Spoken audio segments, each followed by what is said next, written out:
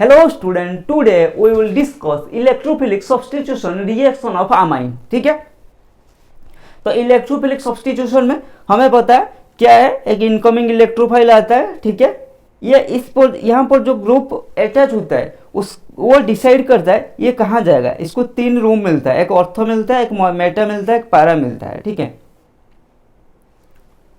जब आप होटल में जाओगे तो क्या करें, होटल का जो रिसेप्शन में जो बैठता है, ठीक है, वही डिसाइड करता है कौन सा रूम वैकेंट है और आपको कौन सा रूम दिया जाएगा। ठीक है, सिमिलर बात यही है, जब इलेक्ट्रोफाइल आएगा, ठीक है, इलेक्ट्रोफाइल आएगा तो यहाँ पर जो ग्रुप है, ठीक है, यहाँ पर जो ग्रुप है वो डिसाइड करेगा इलेक्ट्रोफाइल किस घर में जाएगा, ऑर्थो रूम में जाएगा या मेटा में जाएगा या पारे में जाएगा। ठीक है, मान लो ये एक होटल है, ठीक है, इलेक्ट्रोफाइल आया, ठीक है, मैनेजर बैठा है वहाँ पे, वो डिसाइड करेगा ना कौन सा रूम वैकेंट है, मैं कौन सा रूम उसे दूंगा। ठीक है, तो यहाँ पर मैनेजर कौन है, ये वाला ग्रुप। तो जैसे हम आमीन की बात कर रहे हैं तो यहाँ पर क्या है, यहाँ पे NH2 ही डिसाइड करेगा जो इनकमिंग इलेक्ट्रोफाइल है वो ऑर्थो में जाएगा, मेटा में जाएगा या पारे में जाएगा। ठीक है, वो फिर कैसे डिसाइड होगा, डायरेक्टिव इन्फ्लुएंस ऑफ ग्रुप मैंने अच्छे से डिस्कशन किया था जब एरोमेटिक हाइड्रोकार्बन पढ़ रहे थे। ठीक है, जब हम क्या कार्बोक्सिलिक एसिड डिस्कशन कर रहे थे, जब फिनॉल डिस्कशन कर रहे थे, सब में मैंने बताया। आज भी एक बार और उसको रिवाइज करते हैं। ठीक है, देखो इस यहाँ पर जो ग्रुप लगता है उसका टू टाइप का नेचर हो सकता है। एक हो सकता है इलेक्ट्रॉन डोनेटिंग नेचर ग्रुप वाला ग्रुप, एक होता है इलेक्ट्रॉन विड्रॉइंग वाला ग्रुप। ठीक है, तो यहाँ पर पहले देखते हैं कौन सा ये NH2 का नेचर क्या है। NH2 के पास वो हमेशा लोन पर लेके घूमता है, ये तो इलेक्ट्रॉन देता है, तो ये इलेक्ट्रॉन डोनेटिंग ग्रुप। अच्छा, तो इलेक्ट्रॉन डोनेटिंग ग्रुप क्या करेगा, देखो इलेक्ट्रोफाइल क्या है, इलेक्ट्रॉन डेफिशिएंट। हाँ जी सर, इलेक्ट्रोफाइल क्या है, इलेक्ट्रॉन डेफिशिएंट। तो यहाँ पर जो ग्रुप लगा है ये इलेक्ट्रॉन डोनेटिंग, तो ये क्या कर रहा है, ये रिंग का इलेक्ट्रॉन डेंसिटी को क्या कर रहा है, इंक्रीज करा रहा है। हाँ जी सर, तो रिएक्टिविटी सिर्फ बेंजीन और इसके कंपैरिजन में, अगर बेंजीन एंड एल्यूमिनियम का कंपेयर करेंगे तो क्या करेंगे, बेंजीन से ये रिएक्टिविटी इंक्रीज करा रहा है क्योंकि NH2 इलेक्ट्रॉन डोनेटिंग ग्रुप, इसीलिए ये क्या होगा, एक्टिवेटिंग ग्रुप। यहां पर लिखा है strong activating group. Activating group उसी को बोलते हैं जो रिएक्टिविटी टुवर्ड्स इलेक्ट्रोफाइल, मान लो टुवर्ड्स इलेक्ट्रोफाइल, ये क्या करता है, रिएक्टिविटी बेंजीन से इंक्रीज करा देता है। ठीक है, उसको एक्टिविटी ग्रुप बोलते हैं। ठीक है, एक्टिवेटिंग। अगर वो बेंजीन से डिक्रीज करा देता है तो उसको डीएक्टिवेटिंग ग्रुप हम बोलेंगे। ठीक है, तो ये क्या कर रहा है, ये electron donating group electron density increase करा रहा है, तो ये क्या कर रहा है, रिएक्टिविटी को इंक्रीज करा रहा है, तो ये होगा स्ट्रांगली एक्टिवेटिंग ग्रुप। तो इसका नेचर पता चल गया। ठीक है, अब डिसाइड करेंगे रूम कहाँ जाएगा, ऑर्थो में जाएगा, मेटा में जाएगा, पारा में जाएगा। हमें पता है जो इलेक्ट्रॉन डोनेटिंग ग्रुप है वो इलेक्ट्रॉन, अब अगर इसका रिजल्टिंग स्ट्रक्चर हम ड्रॉ करेंगे क्या होगा, ऑर्थो एंड पारा पोजीशन में नेगेटिव चार्ज आएगा। नेगेटिव चार्ज आएगा मतलब क्या है, ऑर्थो एंड पारा पोजीशन में इलेक्ट्रॉन डेंसिटी इंक्रीज हो रहा है तो आएगा इलेक्ट्रोफाइल, देखेगा अरे मेरे पास तीन रूम है, ठीक है, आएगा इलेक्ट्रोफाइल, बोलेगा देखा ऑर्थो पारा मेटा है, ठीक है, कहाँ जाऊंगा मैं, ठीक है, कौन सा रूम पसंद है। मान लो आपको NH2 मैनेजर ने बोल दिया ये तीन रूम वैकेंट है, आप देख लो किस में जाओगे। ठीक है, तो आप जाओगे उसके अंदर देखोगे नहीं इसमें वाईफाई वगैरह सही है, ऐसी वैसी है, मैं यहाँ रह जाऊंगा। ठीक है, तो ये तो अपना बात हो गया, लेकिन इसके लिए थोड़ी वाईफाई चाहिए। ये क्या करेगा आएगा देखेगा ऑर्थो मेटा पारा, ठीक है, तीनों है, लेकिन इलेक्ट्रॉन डेंसिटी ऑर्थो एंड पारा में ज़्यादा लग रहा है। ठीक है, तो मैं वहीं पर जाऊंगा ऑर्थो एंड पारा में। ठीक है, तो इसीलिए ये क्या होगा, इसको इसीलिए बोलते हैं ऑर्थो पारा डायरेक्टिंग, क्योंकि ये इलेक्ट्रॉन डेंसिटी की इंक्रीज करा देता है ऑर्थो एंड पारा पोजीशन में। तो इलेक्ट्रोफाइल क्या है, वो तो इलेक्ट्रॉन का भूखा है, इलेक्ट्रॉन का चाहने वाला है, उसको इलेक्ट्रॉन की जरूरत है। ठीक है, इलेक्ट्रॉन के पीछे वो पागल है, तो ये वो क्या करेगा भाई, जहाँ इलेक्ट्रॉन डेंसिटी देखा नहीं वहाँ चला गया। ठीक है, समझ में आ गया। चलो आगे चलते हैं। तो electrophilic substitution reaction of aniline क्या है, एक ब्रोमिनेशन, नाइट्रेशन, सल्फोनेशन, फ्रीडेल का रिएक्शन, ये सब में एक ही तरह का ट्रेंड चल रहा है। ठीक है, तो ब्रोमिनेशन क्या होगा, जो 3 ब्रोमीन H2O के साथ रिएक्शन करेगा, ये क्या करेगा, ट्राइब्रोमो प्रोडक्ट देगा। सर ऐसा क्यों, ऐसा इसीलिए strong activating nature, NH2 strong activating group है, इसीलिए वी गेट ट्राइब्रोमो प्रोडक्ट। ठीक है,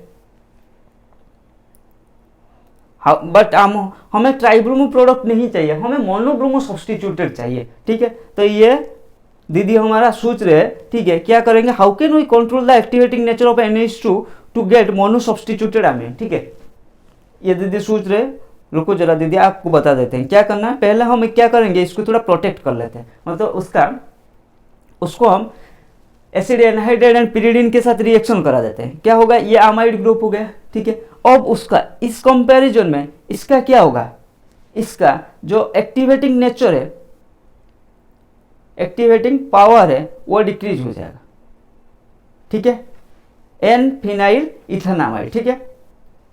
अब क्या करेंगे, अब इसको ब्रोमीन के साथ अगर रिएक्शन करेंगे हमें क्या मिलेगा, मोनो सब्सटीट्यूटेड प्रोडक्ट, और पारा प्रोडक्ट ही मेजर होगा, क्योंकि मेटा में क्या, सॉरी ऑर्थो में क्या होगा, हमारा स्टेरिक रिपल्सन आ जाएगा, ठीक है। समझ में आ गया सर, ये तो चेंज हो गया, हमें चाहिए मोनोब्रोमो सब्सटीट्यूटेड आमाइन, ये तो कुछ और ही हो गया। रुको जरा, हम फिर इसको हाइड्रोलिसिस करा देंगे ना, ये हट जाएगा, ये क्या हो जाएगा, ये फिर से NH2 हो जाएगा। अरे वाह, ये तो शानदार ट्रिक था, समझ में आ गया। देखो हाँ जी सर, अब ये दीदी फिर से सोचने लगे, ठीक है। पहले सोचा था मोनोब्रोमिनेटेड प्रोडक्ट क्या है, ठीक है, मैंने बता दिया।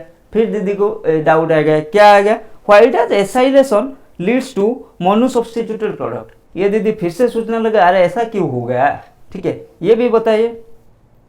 देखो रिजॉइंटिंग स्ट्रक्चर, हाँ जी सर देख लिया, तो ये था हमारा NCO-CH3 का रिजॉइंटिंग स्ट्रक्चर।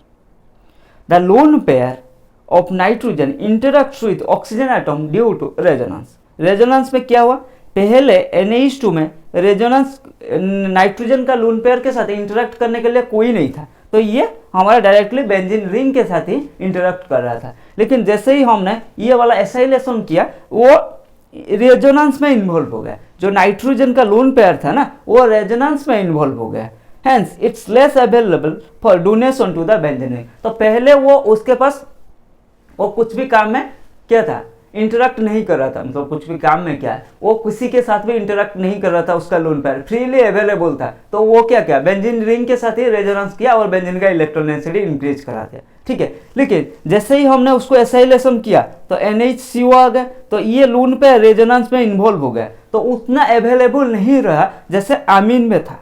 समझ में आ रहा है या नहीं आ रहा।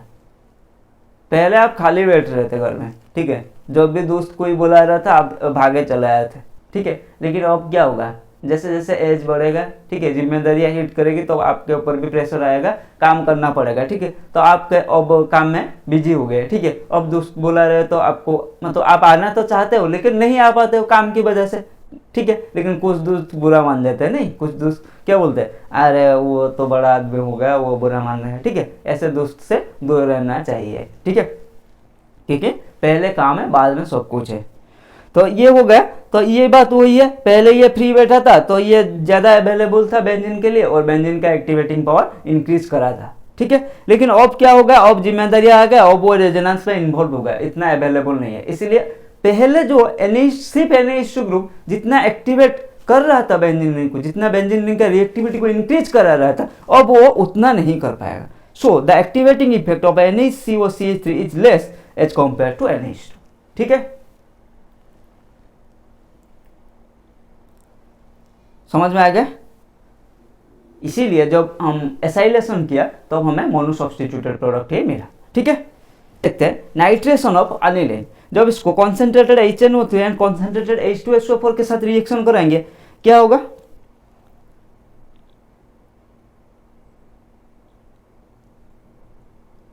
देखो पारा प्रोडक्ट हमारा 51, ये major product, then meta product 47, then 2% हमारा ऑर्थो प्रोडक्ट, ठीक है। और फिर से आ गए दीदी सोच रहे, ठीक है, क्या आपने भी सोचा होगा, सर आपने तो बोला होगा ये NH2 सिर्फ ऑर्थो पड़ा डायरेक्टिंग, फिर ये मेटा कहाँ से टॉपअप पड़ा। दीदी वही सोच रहे, क्या सोच रहे, how can a meta product be form और nitration of aniline even though NH2 है ऑर्थो पड़ा डायरेक्टिंग, ठीक है, सोच रहे हैं दीदी, ठीक है। रुको बता देते हैं फिर,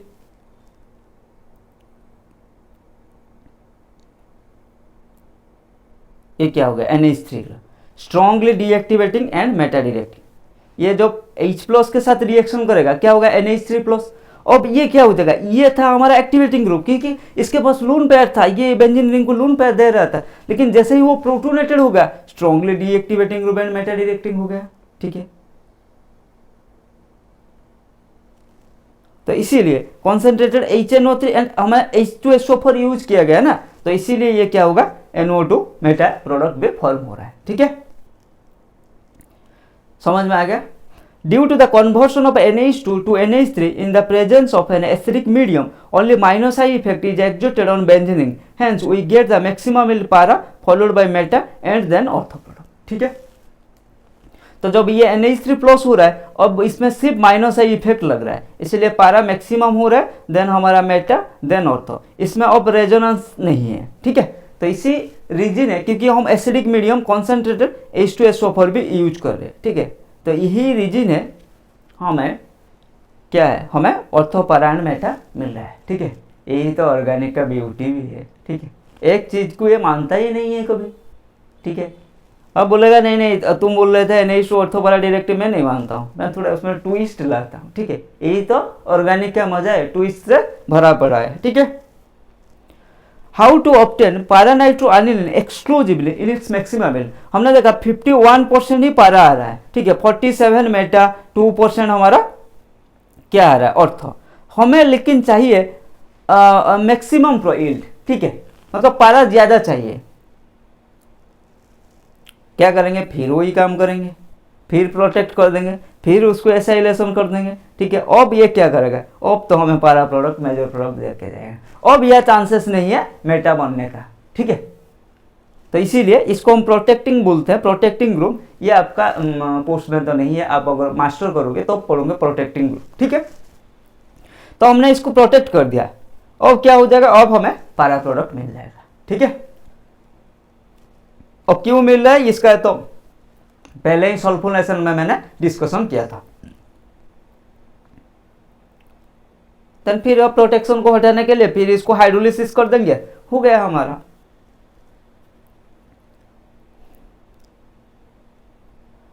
अब देखते हैं सल्फोनेशन, जब H2SO4 के साथ रिएक्शन करेंगे पहले क्या होगा, aniline hydrogen sulphate intermediate form होगा, देन ओपन हीटिंग गिव्स हमारा सल्फोनिलिक एसिड। ठीक है,